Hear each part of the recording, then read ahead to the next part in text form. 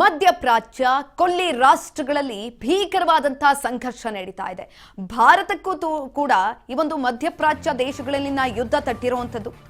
ಭಾರತ ಕೂಡ ಈ ಒಂದು ಯುದ್ಧವನ್ನ ಎದುರಿಸ್ತಾ ಇದೆ. ಇದೀಗ ಮಧ್ಯಪ್ರಾಚ್ಯ ಕೊಲ್ಲಿ ರಾಷ್ಟ್ರಗಳಲ್ಲಿ ಭೀಕರವಾದಂತಹ ಸಂಘರ್ಷ ನಡೀತಾ ಇದೆ. ಭಾರತಕ್ಕೂ ತಟ್ಟಿದ ಮಧ್ಯಪ್ರಾಚ್ಯ ದೇಶಗಳಲ್ಲಿನ ಯುದ್ಧ. ಭಾರತದಲ್ಲಿ ಏರಿಕೆಯಾಗುತ್ತಾ ಪೆಟ್ರೋಲ್ ಡೀಸೆಲ್ ದರ. 1 ಬ್ಯಾರೆಲ್ ಕಚ್ಚಾ ತೈಲ ದರ $115ಗೆ ಏರಿಕೆಯಾಗಿದೆ. 3.5 ವರ್ಷಗಳಲ್ಲಿ ಭಾರಿ ಏರಿಕೆಯನ್ನ ಕಂಡಿರುವಂತದ್ದು ತೈಲ ದರ. ಇದೇ ಮೊದಲ ಬಾರಿಗೆ ಈ ಮಟ್ಟದಲ್ಲಿ ಏರಿಕೆಯನ್ನ ಕಂಡಿದೆ ತೈಲ ದರ. ಹಾಗಾಗಿ ಇದೀಗ ಭಾರತಕ್ಕೂ ಕೂಡ ಮಧ್ಯಪ್ರಾಚ್ಯದ ಈ ಒಂದು ಯುದ್ಧ ತಟ್ಟಿರುವಂತದ್ದು. ತೈಲದ ದರ ಏರಿಕೆ ಆಗ್ತಾ ಇದೆ. ಕೊಲ್ಲಿ ರಾಷ್ಟ್ರಗಳಲ್ಲಿ ಯುದ್ಧ ನಡೀತಾ ಇದೆ. ಭಾರತಕ್ಕೂ ಕೂಡ ಮಧ್ಯಪ್ರಾಚ್ಯ ದೇಶಗಳಲ್ಲಿನ ಯುದ್ಧ ತಟ್ಟಿರುವಂಥದ್ದು. 3 ವರ್ಷಗಳಲ್ಲೇ ಇದೇ ಮೊದಲ ಬಾರಿಗೆ ಇಷ್ಟರ ಮಟ್ಟಿಗೆ ತೈಲದ ದರ ಏರಿಕೆ ಆಗಿರುವಂಥದ್ದು. 1 ಬ್ಯಾರೆಲ್ ಕಚ್ಚಾ ತೈಲ ದರ $115 ಏರಿಕೆಯಾಗಿದೆ.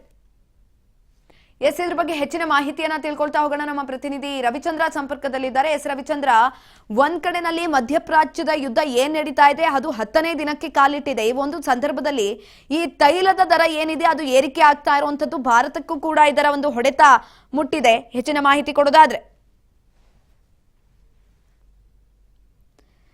ರವಿಚಂದ್ರ, ನನ್ನ ಧ್ವನಿ ಕೇಳಿಸ್ತಿದ್ಯಾ? ಸುಕನ್ಯಾ ಈ ಮಾಹಿತಿ ಪ್ರಕಾರ ಈಗ ಏನಂದ್ರೆ ದೇಶದಲ್ಲಿ ನಡೆಯುತ್ತಿರುವ ತೀವ್ರ ಸಂಘರ್ಷದ ಪರಿಣಾಮ ಜಾಗೃತಿ ತೈಲ ಮಾರುಕಟ್ಟೆಗೆ ಅಸ್ಥಿರವಾಗಿದೆ ಅಂತಾನೆ ಹೇಳ್ಬೋದು. 1 ಬ್ಯಾರೆಲ್ಗೆ ಕಚ್ಚಾ ತೈಲದ ದರವು ಸುಮಾರು $115 ಮಟ್ಟಕ್ಕೆ ಏರಿಕೆಯಾಗಿದೆ. ಇದು ಕಳೆದ 3 ವರ್ಷಗಳಲ್ಲಿ ಕಂಡು ಬಂದಿರುವ ದೊಡ್ಡ ಮಟ್ಟದ ಏರಿಕೆಯಾಗಿದೆ. ಅಷ್ಟಲ್ಲದೆ ಭಾರತ ತನ್ನ ಇಂಧನವನ್ನು ಅವಶ್ಯಕತೆಗಾಗಿ ಹೆಚ್ಚಿನ ಪ್ರಮಾಣದಲ್ಲಿ ಮಧ್ಯಪ್ರಾಚ್ಯ ದೇಶಗಳಿಂದ ಕಚ್ಚಾ ತೈಲವನ್ನು ಆಮದು ಮಾಡಿಕೊಳ್ಳುತ್ತಿತ್ತು.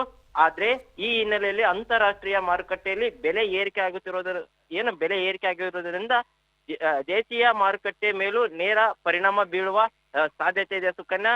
ಇದರ ಪರಿಣಾಮವಾಗಿ ಭಾರತದಲ್ಲಿ ಪೆಟ್ರೋಲ್ ಮತ್ತು ಡೀಸೆಲ್ ದರಗಳ ಮುಂದಿನ ದಿನಗಳಲ್ಲಿ ಬಹುತೇಕ ಹೆಚ್ಚಾಗುವ ಸಾಧ್ಯತೆ ಇದೆ. ಅಷ್ಟಲ್ಲದೆ ತೈಲದ ಬೆಲೆ ಏರಿಕೆಯಿಂದ ಸಾರಿಗೆ ವೆಚ್ಚ ಹೆಚ್ಚಾಗುವ ಸಾಧ್ಯತೆ ಕೂಡ ಇದ್ದು, ಇದರಿಂದ ದಿನನಿತ್ಯ ಅಗತ್ಯ ವಸ್ತುಗಳು ಬೆಲೆಯು ಮೇಲೂ ಪರಿಣಾಮ ಬೀರುವ ಆತಂಕ ಆಗಿದೆ ಸುಕನ್ಯಾ.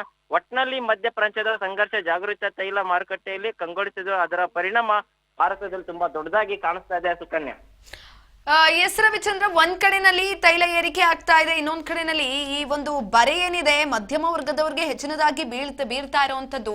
ಈ ಒಂದು ಸಂದರ್ಭದಲ್ಲಿ ಕೇವಲ ತೈಲಕ್ಕೆ ಸಂಬಂಧಪಟ್ಟಂತಹ ದರಗಳು ಏರಿಕೆ ಆಗುತ್ತಾ, ಅದನ್ನ ಹೊರತಾಗಿ ಬೇರೆ ಬೇರೆ ಪದಾರ್ಥಗಳಾಗಿರ್ಬೋದು, ಬೇರೆ ಬೇರೆ ವಸ್ತುಗಳ ದರ ಏರಿಕೆ ಆಗುವ ಸಾಧ್ಯತೆ ಇದೆಯಾ? ದಿನನಿತ್ಯ ಬಳಸುವಂತ ವಸ್ತುಗಳು ಅಥವಾ ನಾವೇನು ಯೂಸ್ ಮಾಡ್ತೀವಿ, ಅಡಿಗೆ ಎಣ್ಣೆ ಆಗಿರ್ಬೋದು, LPG ಗ್ಯಾಸ್ ಆಗಿರೋ ಪ್ರತಿಯೊಂದು ಏನು ಮಧ್ಯಪ್ರಾಚ್ಯದಲ್ಲಿ ನಡೆಯುವಂತ ಏನು ಯುದ್ಧದ ಭೀತಿಯಿಂದ ಭಾರತದಲ್ಲಿ ಪ್ರತಿಯೊಂದು ವಸ್ತುಗಳ ಬೆಲೆ ರೇಟ್ ಜಾಸ್ತಿ ಆಗ್ತಾ ಇರುತ್ತೆ ಹೊತ್ತು ಇನ್ನು ಕಡಿಮೆ ಆಗಲ್ಲ. ಯಾಕಂದ್ರೆ ಯುದ್ಧ ನಿಲ್ಲವರೆಗೂ ಭಾರತ ದೇಶದಲ್ಲಿ ಅತಿ ಹೆಚ್ಚು ಏನಂದ್ರೆ ಬೆಲೆ ಏರಿಕೆ ಆಗುವ ತುಂಬಾನೇ ಸಾಧ್ಯತೆ ಇದೆ ಸುಕನ್ಯಾ. ಧನ್ಯವಾದಗಳು ರವಿಚಂದ್ರ ಹೆಚ್ಚಿನ ಮಾಹಿತಿಗಾಗಿ. 3 ವರ್ಷಗಳಲ್ಲಿ ಭಾರಿ ಏರಿಕೆಯನ್ನ ಕಂಡಿರುವಂತದ್ದು ತೈಲ ದರ. ಇದೇ ಮೊದಲ ಬಾರಿಗೆ ಈ ಮಟ್ಟದಲ್ಲಿ ಏರಿಕೆಯನ್ನ ಕಂಡಿದೆ.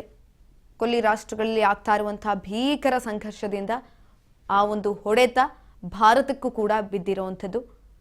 ಎಲ್ಲ ವಸ್ತುಗಳ ಬೆಲೆ ಏರಿಕೆ ಆಗ್ತಾ ಇದೆ. ನಾವು ಡ್ರೈ ಫ್ರೂಟ್ಸ್ ಅನ್ನ ತೆಗೆದುಕೊಂಡ್ರು ಕೂಡ ಅದರ ಬೆಲೆ ಏರಿಕೆ ಆಗ್ತಾ ಇದೆ. ಈ ಕಡೆ ತೈಲವನ್ನ ತೆಗೆದುಕೊಂಡ್ರೆ ಅದರ ದರ ಏರಿಕೆ ಆಗಿದೆ. ಇನ್ನೊಂದು ಕಡೆನಲ್ಲಿ ನಿನ್ನೆ LPG ಸಿಲಿಂಡರ್ ದರ ಏನಿತ್ತು ಮೊನ್ನೆ, ಅದು ಕೂಡ ಏರಿಕೆ ಆಗಿತ್ತು.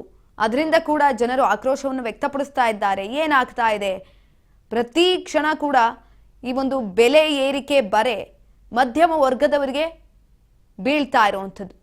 ಹೀಗಾಗಿ ತೈಲ ದರ ಏರಿಕೆ ಆಗ್ತಾನೆ ಬರ್ತಾ ಇದೆ. ಪ್ರತಿ ಕ್ಷಣ ಕೂಡ ಏರಿಕೆ ಆಗ್ತಾ ಇರುವಂಥದ್ದು. ಸಂಪೂರ್ಣವಾಗಿ ಕೆಲವೊಂದಷ್ಟು ಪ್ರದೇಶಗಳನ್ನು ಬಂದ್ ಮಾಡಲಾಗಿದೆ. ಯಾವುದೇ ರೀತಿಯಾದಂಥ ಆಮದು ಆಗಲಿ ರಫ್ತಾಗಲಿ ಆಗ್ತಾ ಇಲ್ಲ. ಹಾಗಾಗಿ ಆಟೋಮೆಟಿಕ್ ಆಗಿ ವಸ್ತುಗಳ ಬೆಲೆ ಏರಿಕೆ ಆಗ್ತಾ ಇರುವಂಥದ್ದು 10ನೇ ದಿನಕ್ಕೆ ಕಾಲಿಟ್ಟಿದೆ. ಈ ಒಂದು ಸಂದರ್ಭದಲ್ಲಿ ಒಂದ್ ಕಡೆನಲ್ಲಿ ಅವರವರ ಯುದ್ಧ ಸಂಘರ್ಷ ನಿರಂತರವಾಗಿ ನಡೀತಾ ಇದೆ. ಅಲ್ಲಿರುವಂತಹ ಜನರಿಗೆ ಆಲ್ರೆಡಿ ಭಯಭೀತರಾಗಿದ್ದಾರೆ.